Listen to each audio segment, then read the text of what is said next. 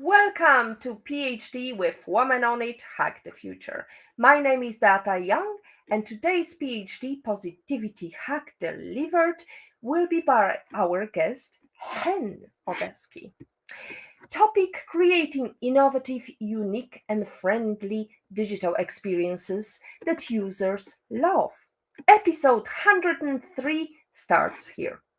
Let me remind you, this is a grassroots community that focuses on women on IT, an inclusive forum of women in technology, startups, and female leaders who are supported by men as well. And I bring heart to that hustle because empathy is my mojo. And empathy is critical when you are creating innovative, unique, and friendly digital experiences that users love. Let me just go into things that's been happening in the technology world. Congratulations to the founder of She Code Africa, Ada Nduka Oyom, for winning the prestigious WW Code Founders Award. She has not only excelled in entrepreneurship but also played a critical role in developing organizations within the tech industry. Kudos to TransUnion and Women Impact Tech for collaborating and having a successful event last week. This event empowers women in technology to connect and elevate other women. May you continue to give more positive impact in the technology world. This week, Tammy Cooper, CEO, CFO, and chairman of Technologent, has been named a 2023 Enterprising Woman of the Year Award winner by the Network for Enterprising Women, an annual tribute to the world's top women entrepreneurs. Congrats, Tammy, and many other women who achieved greatness no matter how small. Now let's go back to our topic: creating innovative, unique, and friendly digital experiences that users love. In today's world, digital experiences are essential to connect with customers and grow your business. With so many options out there, it's important to stand out from the crowd by creating experiences that are not only innovative and unique, but also and above all, user friendly. For Positivity Hack Delivered episode 103, we will learn from an expert in the field who has years of experience designing and developing digital experiences that have resonated with users. User experience, user interface designer Hen Odesky. She was just teaching me how to say her name. Her first experience in business and design was in the media and marketing industry, where she shaped her skills in planning, developing, marketing, and analyzing various digital assets. Her priority is to always consider user needs and create a seamless, unique, and innovative experience. Whether you are a digital marketer, user experience designer, product manager, business owners, join us, ask questions, use this beautiful interface that StreamYards, Facebook, YouTube, LinkedIn provides today, and ask us questions, reach out, or re-watch it from wherever you are. Hen, where in the world are you today? Tell us. Hello, everybody. Thank you for being here. So I am based in Israel. My name is Chen. It's tough to pronounce for sure. We're currently at a bit of a military situation, so I hope to not get disturbed by some alarms out there, but uh, positive enough. I'm ready to talk about experiences and innovative experiences, UX, UI. This is my favorite thing, and I hope you will all enjoy it. Oh, absolutely, especially given the fact that we are joined by Naira today. Naira, hello. Hello, Naira. Hi there. I'm sorry. I'm just going to change my location. The music is just a little bit high here. Just No 1 minute. problem at all. No problem at all, Naira. I'm looking forward. Naira is joining us from Jordan, of all the places. Hopefully, uh, she will also have a peaceful surroundings and she will be able to ask some real time questions, Hen, because I think she has got more experience with user experience than I think majority of women on IT team. And when I thought of an excellent interviewer, I thought of Naira. So, Hen, Amazing. talk Nice to to meet you. us. Great. Talk to us. Tell us what's your experience? How did it start? What drawn you into this customer focused user experience?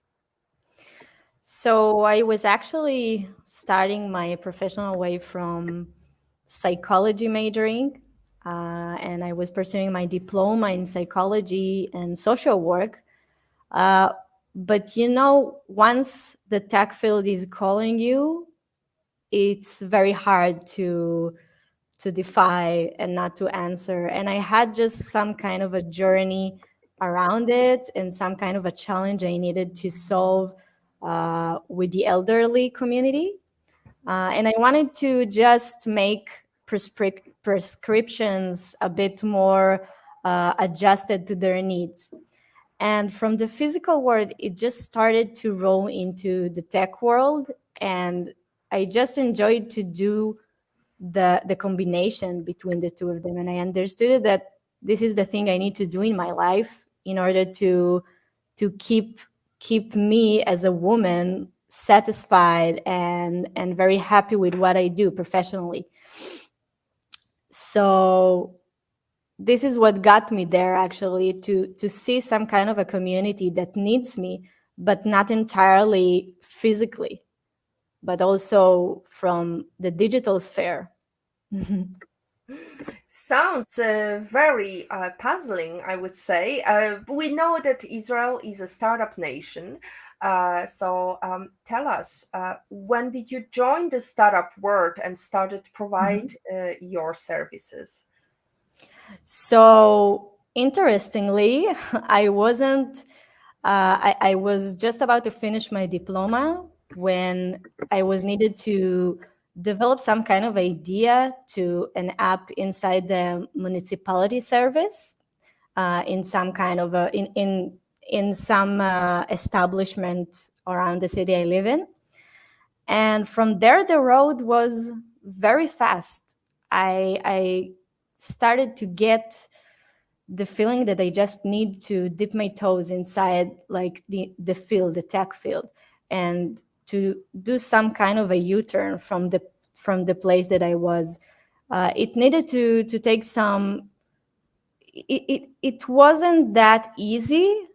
It was a risk for sure, but it was something I was very passionate about, and I wasn't going to let my passion be muted. So I just went for it and tried. And the first phase was to actually go to a media company and to just try to see how I'm interacting with people in the digital sphere, what's an actual field of experience I want to start and work in. And it brought very fast to the point that I just started to learn long nights of UX UI. It started from some little courses around, like here and there. And then I went to some kind of a famous establishment here in Israel to accomplish my diploma and made it a bit more uh, adjusted to the cognitive way I see things inside the tech field. And it was the perfect combination for me. So tell us, what is the cognitive way of seeing things in tech world? That sounds very uh, confusing. So there's probably some kind of a cognitive way to look at people. Like at first, when you meet people, you want to greet them, you want to accept their way into your interface, which is my face. We want to greet them in a very eased way. And the thing is, I just started to think about how cognitive models work. in this kind of tech field. For example, when I just started to make a one pager for a customer, I just started to think what a customer might need, what a customer might ask right now. And the point where I stopped seeing people as customers, but first of all, as people, I was better to analyze their behaviors as some kind of data-driven expert that want to make the entire experience better for people. That was the actual turning point for taking, like, absorbing all the cognitive models I learned from my psychology major to the digital sphere. And that sounds really intriguing. And well, I can think about one approach, which is actually self-interest here. I'm going to explain to you. For example, I met a couple of ladies recently, and they are very reluctant to pay with a phone, to do anything on the phone, because somebody might steal data, and the Mhm. interface is so confusing. They don't know how to do it, and they don't want to Mhm. bother with that. So how Mhm. do you break that cycle of no, it's too complex, I'm not going to do that? Yeah, it's actually a very common problem because uh, once some kind of interface is not being accessible enough or is not credible enough, it's very easy to, at the marketing community, we call it to bounce. So once a user bounce, I know that something is probably not credible enough in his experience in the website, in the mobile. So this is the phase where I stop and just start to analyze user journey to understand what the actual situation where a user need my help in order to make his purchase a bit more eased and a bit more um, to make him feel a bit more sure that his payment is going to a good place and it's not going to store his data anywhere. And it starts some kind of a conversation between, like, the screen and the user. And I'm the one who thinks about what is going to be answered from the screen way. So it's very fun to think about it like that, and it's very fun to think about intrigues that might make people fear from being involved in some kind of a mobile or web app. But this is the kind of things and challenges that drives me, and I'm hoping to keep do it better in order to maintain some kind of a streamed experience between people. Beautiful. Now, I know that Anaira was trying to join us. Clearly, her internet is having some issues today. So Mhm. let me ask you a question that I asked Naira before, but maybe in your opinion, what is what does the user interface, user designer do? What are the skills you need to have to become one? So I think that the main thing is to not be alarmed with a lot of technical issues. uh, a person like who goes to this kind of to major UX or UI or doing some kind of a boot camp need to know it's not only creativity that need to be held inside this job. Like, this role actually needs to be very calculated. It needs to be aligned with mental basis, and a lot of issues need to be analyzed very, very technically. So before going to that field, I wish I wish women everywhere could know that if their strength is with data and with analyzing data and with seeing the big picture, the macro picture, and they have some kind of a tech savvy approach. I think that's the most the most unique and usable quality in this field today. Because we need more females to create a better and diverse technology, right?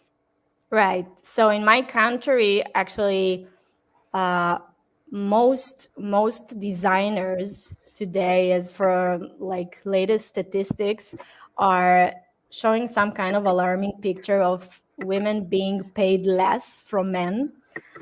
So I think this is a general issue that affects all of fields of work, but from a place that actually the women is the majority that's working around UX UI fields.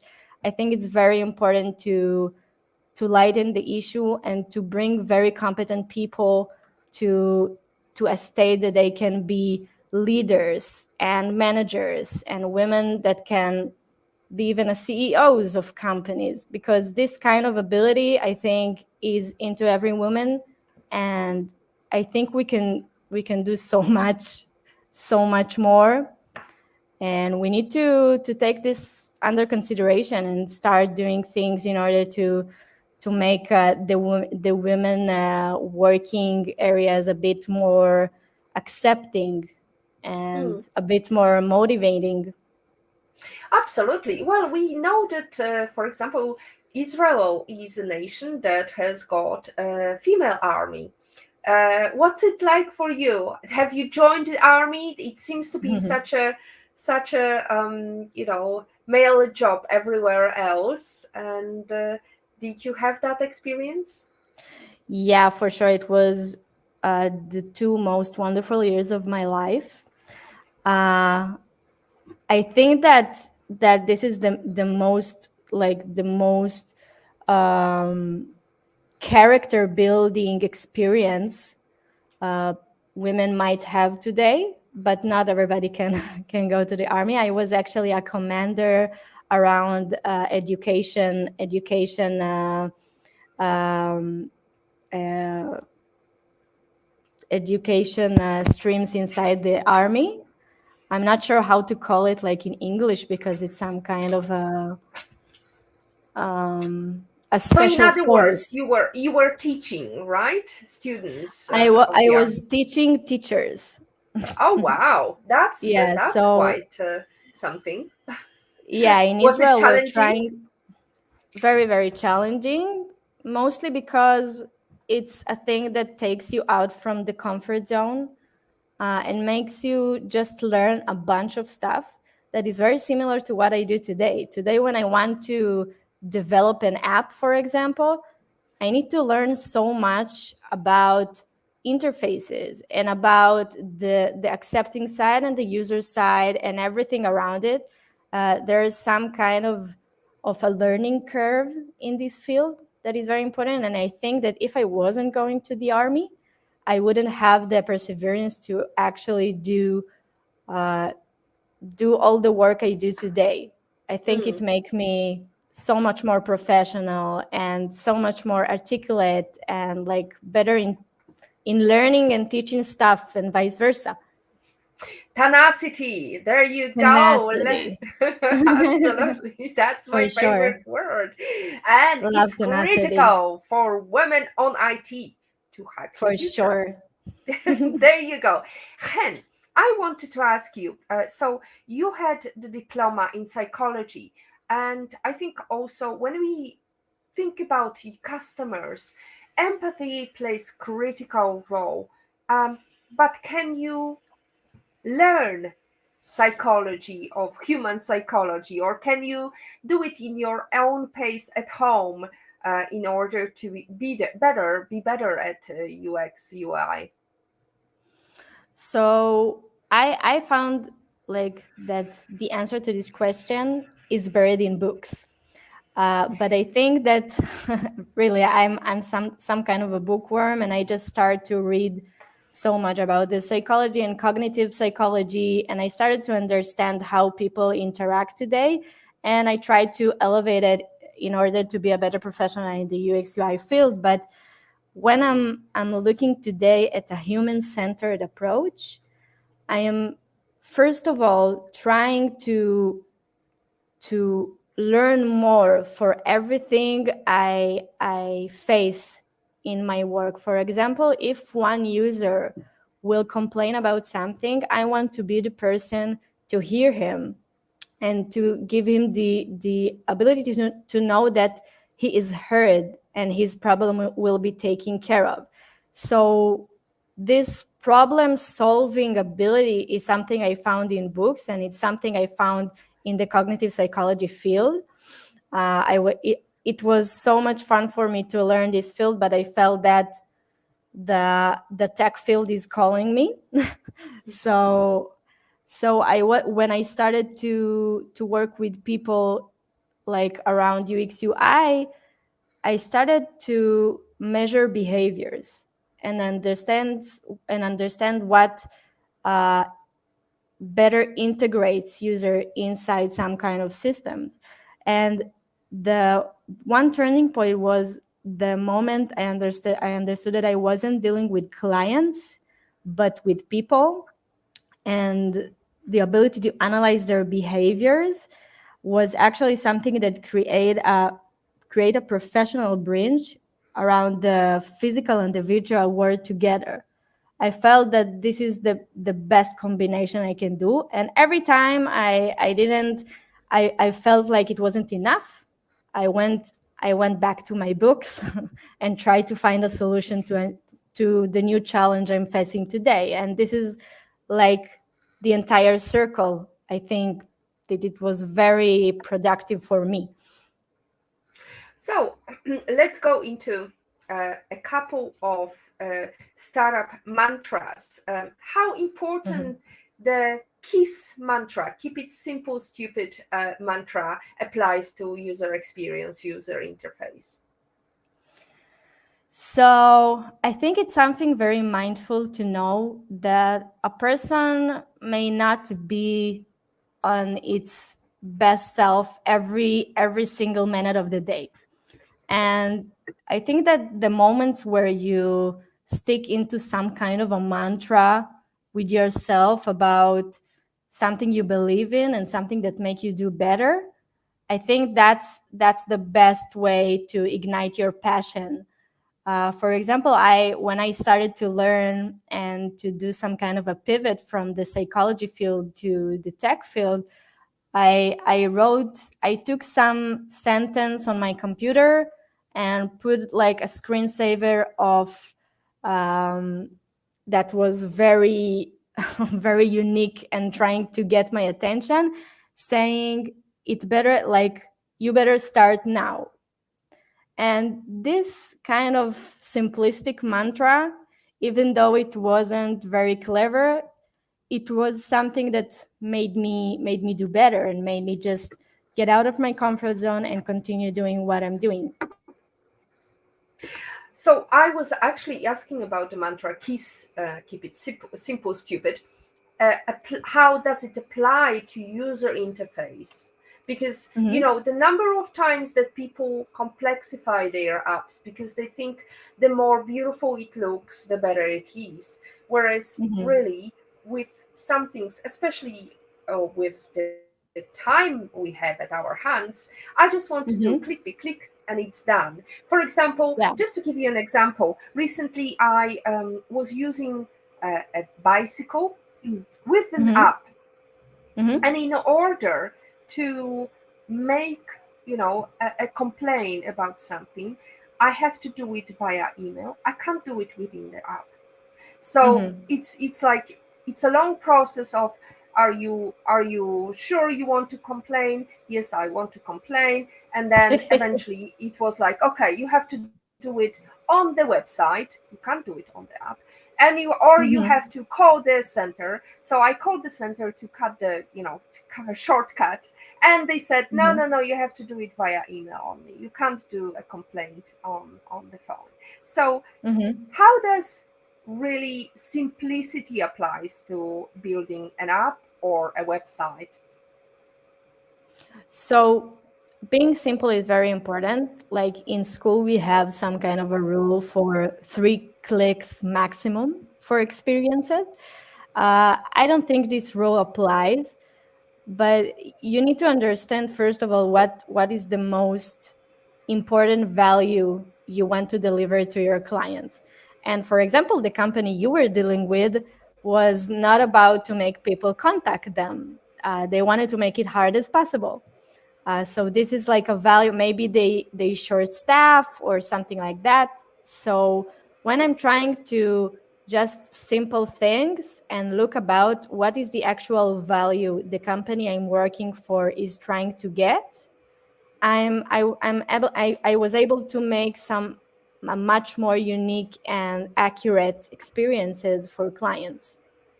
Mm, absolutely. Well, thinking about your customers, tell us about the best experience you had with your customer and delivered the best so far app. Sorry, didn't hear the question. What was the best experience you had with your customers and what app did you develop for them? Wow, I was truly falling in love in each and every one of the apps or web or mobile I designed. Uh, but I think that my story is pretty clear around the fact that I'm choosing companies that are doing like working for better cause for people. As of now, I'm working at some kind of alliance that trying to uh, acquire better performance for cognitive athletics, and it's very interesting. But I think that the way I got there to this company was the fact that I started to work on some kind of a similar app around making better performance with kids. And though those communities and like the ages are very different, and there's a huge difference in ages, there is still something very similar to all, which is to find the one thing that motivate and make purpose for the app. And once I myself found purpose inside some kind of an app, it was starting to elevate the entire experience, and I was able to make the design very, very comfortable to those who used it. So I guess you talk about different experiences depending Mhm. on the age. How do you develop user journey when you're talking about kids? Do you go to school, talk to kids, or how do you gather data? Wow, so this was an amazing experience also, because every time I'm just starting to work on some kind of a project, I have to acquire some data. I'm starting to get into like in our field. There's so many apps that helps us um, make data possible and make some surveys happen.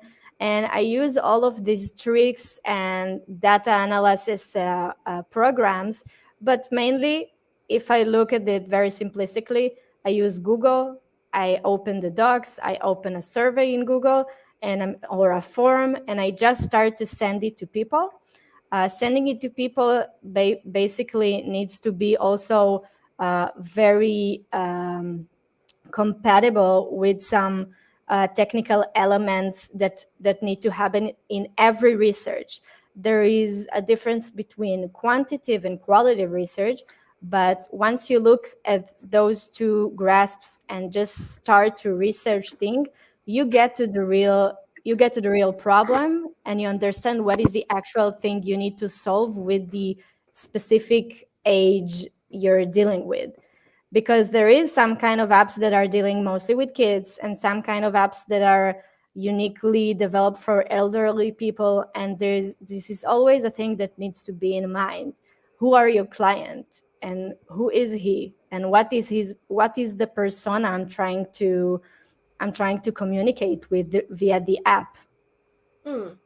So have you built, if you're talking about diversity, have you developed or worked on a project for, let's say, disabled people, hearing impaired or vision impaired?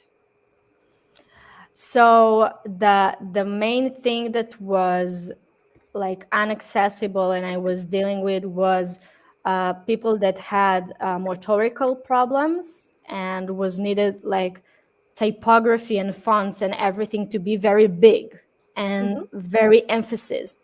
And this is these things, like if you're open most of the apps today, things are very, very seamless and like have a very minimal line of work.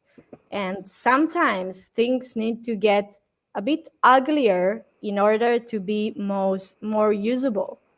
And Mm. if I'm putting my client first, I prefer it to be ugly, but to be like very adjustable and able to accomplish tasks with. I need to understand what the actual task that need to happen around an experience in order to solve a problem.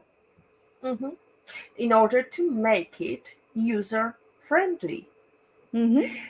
So, how do you bring innovation into that sphere? What inspires you for some inspiring thoughts? So I think that putting fear aside, like every company I entered, there was some kind of thoughts that I'm not ready or that I'm young or that I'm a woman and maybe wasn't able to accomplish some kind of the tasks. But once I just embraced it and try to make everything very like very user centered and trying to deliver what's the actual behaviors that people are trying to accomplish throughout the app, I was able to actually solve a lot of problems in a lot of startups that was struggling. And I think that's very important, to put fear aside and to just understand that there is someone that needs you on the other end of the screen. Someone that needs you on the other end of the screen, and definitely that's Agata, no, sorry, Olga Vesina. A great convo, Beata Young. Hen, do you think being in the startup nation Israel gives you an advantage to learn, or does it make the market more competitive to succeed in? So that's a very good question. I think it's like Israel is truly the best place to learn because you do have a choice. You have a choice in the field you're practicing in. You can choose which startup you want to start and converse with and start to solve things with. And once you're connecting to that point, I think it's very fun to solve problems around like this competitive field. uh, I'm not sure I faced the competitiveness as much as I faced um, like professional specific issues. I think that don't let competitive issues ruin the fact that you're making yourself more professional, and take every experience to a learning experience. And I think it will be better with every company you go with. Absolutely. I would definitely echo that. Progress over perfection is the way to go. As Hen today said, put fear aside and understand that there is someone that needs you on the other end of the screen or needs your support. And we are supporting today Women on IT Hack the Future. Hen, uh, you talked briefly about your mantra, so that's a good segue for me to ask you, what's your life lesson quote and how did it change you? um, so I'm actually again going to the books when I'm looking at mantras and quotes. I think that the best line that changed me was a line by Grace Hopper, which was like a computer scientist, very famous one, very innovative. And she said that a computer will never ask you a new question. And I think that the ability to ask new questions every time when you face interfaces is to understand that now is the time to solve this problem with asking the question. Always ask questions, always look for new questions to ask, because once the questions end, there's nothing to do.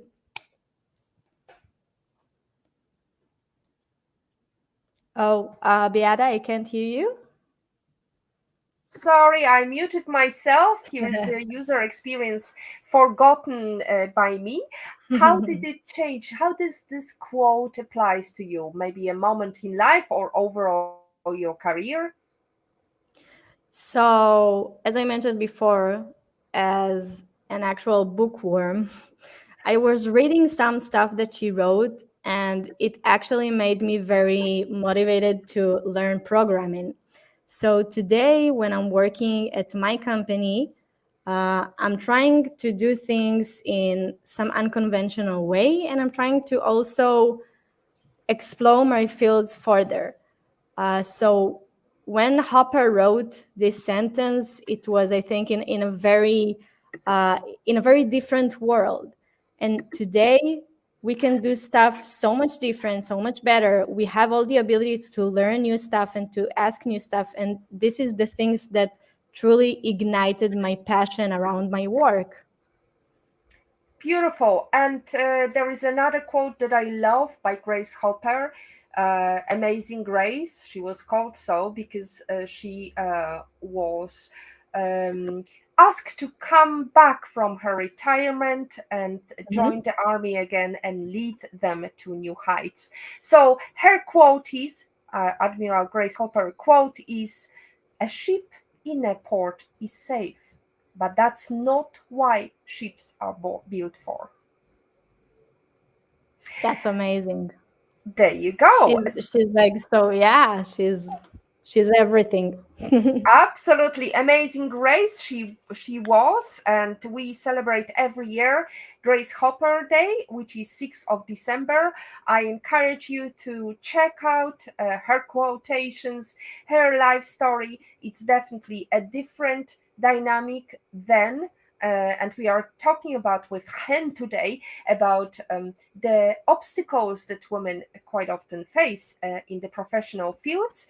So, Hen, you mentioned some nitty gritty things about the opportunities for women to join the economy and be at the forefront of economy. I mean, you're a prime example. You're leading your own startup, own your entrepreneur, and you've been working in the field for quite some time. So, what's your view on why it is good time to become entrepreneur?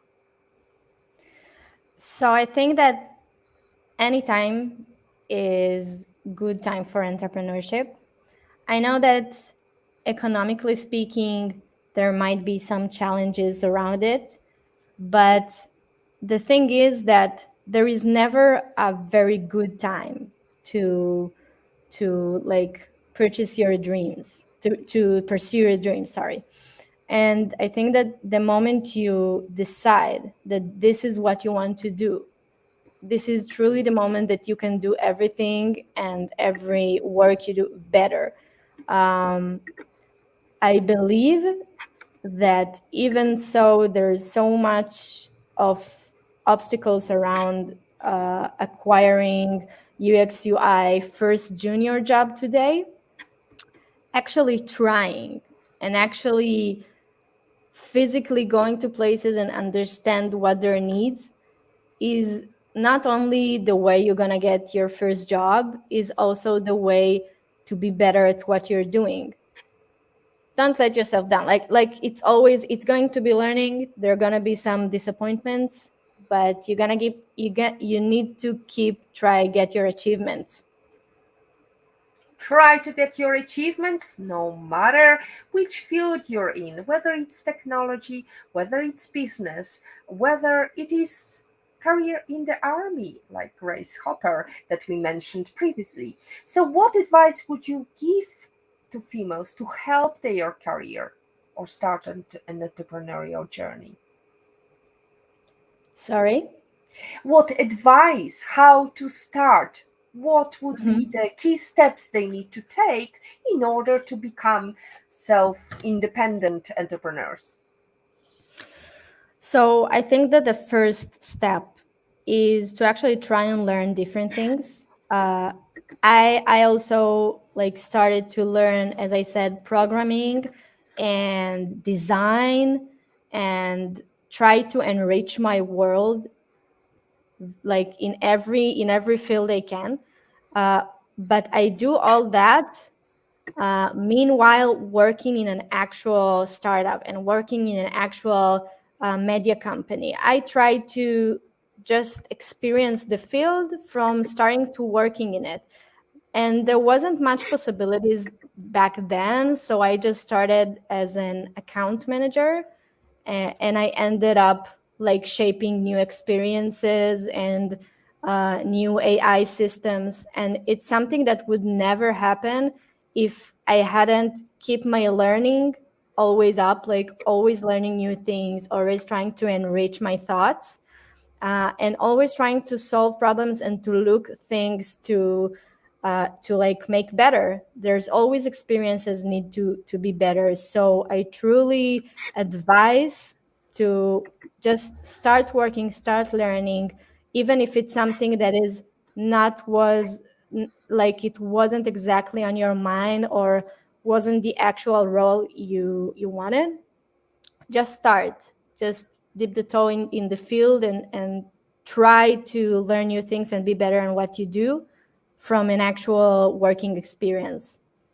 And I believe startup world is a good example here, Hen, because definitely startups are always on the lookout of entrepreneurs who want to join them and try new things and develop projects and be part of the team. Now, what is your strategy for problem solving? I'm sure with your psychology degree, you have some interesting data. So it's a very unique process for different experiences, and I think that if you just read a little bit about cognitive psychology, you understand that there is very few things that ignites the mind and help you solve things. Like one of the abilities I started to work through was to just write myself an entire like POC for every action and information detail needed for some kind of an app, and just writing what is required to the app, what is truly necessary to the app, like a must have, and what is nice to have. And once I started to order these things, I was beginning to understand what is actually most needed for people and what is just a nice addition that won't elevate any experience. So I think that this kind of ability can help a lot of experienced UX UI professionals and junior ones to just try and get things into order. This is the way I started to solve some problems. Beautiful. So, how does MVP feels into that? Is it overall MVP? That's how you build, or that's the part of the required um, process? So MVP is actually like when you're working in startup, it's the only thing that exists. Uh, Unfortunately, in startups, time is on the essence, so everything needs to be very fast and very accurate. But most of the times, you will encounter bugs around the MVP, and then you started to grow your app around the problems you found. But it all starts from some kind of an MVP, and this is Mhm. also the heart of entrepreneurship in Israel, because if you're not start with something very little, you have no basis to start and work through. Mm. Uh, so I think that's the best way. So let me remind our lovely viewers, minimum viable project is the way to start, whether you want to focus on the required fields or must have fields or nice to have areas to attract potential investors. Now, we've been talking about user experience, user interface, and I am mindful of time passing. We are 15 minutes towards the end of the show, and I would like to ask you, because you're very young, and well, by the sounds of it, you have quite a vast experience. Tell us, was there one particular person that helped you along the way, or is it just the startup nation that you're grateful to? I don't think it's the startup nation, and I also don't think it's a one person in particular. I think the only person to trust it in this process is you and you alone. I was just trying to put my fear aside and to hear the no's. And every time I hear the no's, I just started to make something better and better and make myself better. And these improvements would never happen if I had done mistakes or heard the no's. So I think that if you're right now thinking about starting your career in tech and you're not sure, I think that with the true motivation, you can do anything. And this is the way I pursue my dreams and just started working. I never put it aside. And how about dealing with self doubt? We had a topic of our conversation, episode 100. I encourage you all to check it. There to be. And we know that fear of what other people think is the most paralyzing fear that is out there. How do you deal with that? For sure. And I think that fear is something very human, like to feel and to act by. And I think that every job contains, like for women, but for men also, some kind of an imposter syndrome when you start. But the thing to know is it's always going to be this fear that numbing you. And you already have the no. So why won't trying to get a yes? Always think about that when you're trying to reach to new heights and limits. Oh, absolutely. Eleanor Roosevelt once said, women are like tea bags. We don't know our true strength until we are in hot water. In life, how are you in hot water? And how are you brewing? Wow. So I think that startup is actually always in hot water. And the ability to not get excited from there's things that is going to be challenging and there is going to be some kind of obstacles when you're conquering your dreams and everything, but understand that this is the actual field. And there is some kind of a phrasing to put fires, and this is the field the startup nation is like living by. We always put up fires before we're even starting to create new things.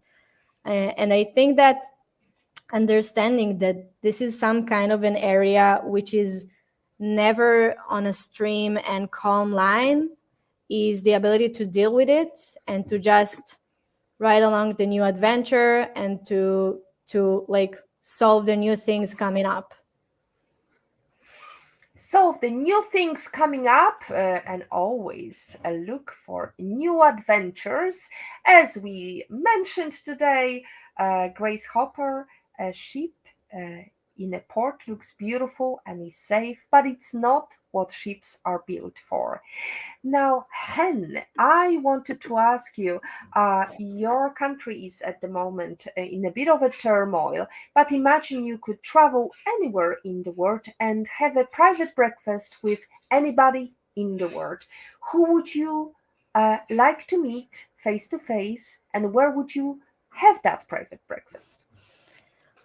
Wow, I think that most interesting person I am dying to meet is probably Jeff Koons. Jeff Koons is like it's one of the greatest and most unique minds out there. And the thing around it is what Koons created is always triggering some kind of emotion. And this is the kind of way I like to also work. I love like triggering the emotion and understand how to analyze behaviors and to make experience better by it. Like I think that every experience is a true kind of art, and Jeff Koons is like one of the greatest artists out there. And if I was able to meet with someone, it will be with him. I don't care where, I don't care when.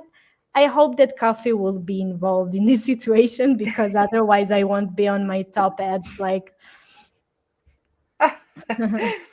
Absolutely. Well, caffeine always helps with some energy. And as the meme says, do stupid things faster.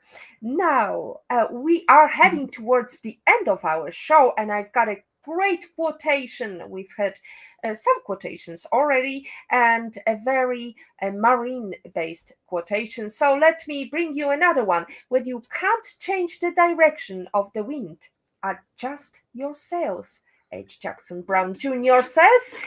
Now, we've gone through quite a turmoil today. I'm happy that you didn't have any interruption today.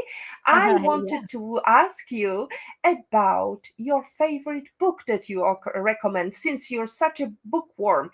What is the number one book you wished you read before you started your career? Wow. So career wise, I think that everything by Jack Knapp, like how to solve problems better, is a very like his way of thinking, how to solve big problems and test new ideas in just 5 days was like a major turning point in my end because once I understood how to do things faster.